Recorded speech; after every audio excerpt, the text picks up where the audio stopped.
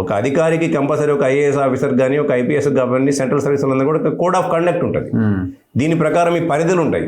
ఆ పరిధులను మించి ఇవ్వకూడదు అనేది ఎంతమంది ఇప్పుడు నాలాంటి అన్ఎడ్యుకేటెడ్ ఉండొచ్చు, ఇంకోరు ఉండొచ్చు, విధానపరమైన నిర్ణయాల మీద అవగాహన ఉండకపోవచ్చు. నేను ప్రజల కొరకు నేను ఏదో పని చెప్పేస్తా, చెప్పినప్పుడు ఇది వయబుల్ కాదు, ఇది we can do with in the limits, we cannot do అని చెప్పేదందుకే ఐఏఎస్లు ఐపీఎస్లు ఉన్నారు. వాళ్ళ సెంట్రల్ ఎక్సైజ్ సెక్రటరీలు వాళ్ళు కానీ వీళ్ళు కానీ ఉన్నారు. మరి వాళ్ళ యొక్క ఎందుకు వాళ్ళ యొక్క విచక్షణ ఉపయోగించి నో అని చెప్పలేదో ఇప్పుడు దానికి అందులో మరి అధికారులు కూడా వాళ్ళ యొక్క వాటా ఉందా, కోటా ఉందా అనేది ఇలా ప్రజలు ఆలోచిస్తారు. వాళ్ళు పార్టీల కంటే కూడా ప్రజలు ఆలోచిస్తారు. ఎందుకంటే ప్రజాధనం, అది ప్రజల యొక్క ప్రతి పైసకు కూడా మనం జవాబుదారీతనంగా ఉండాల్సిన అవసరం ఉంటుంది. వాళ్ళు వీఆర్ ఓన్లీ ఏ కస్టోడియన్స్. అవును, ప్రభుత్వం అనేది కేవలం కస్టోడియన్ మాత్రమే, అధికారులు కూడా కస్టోడియన్సే.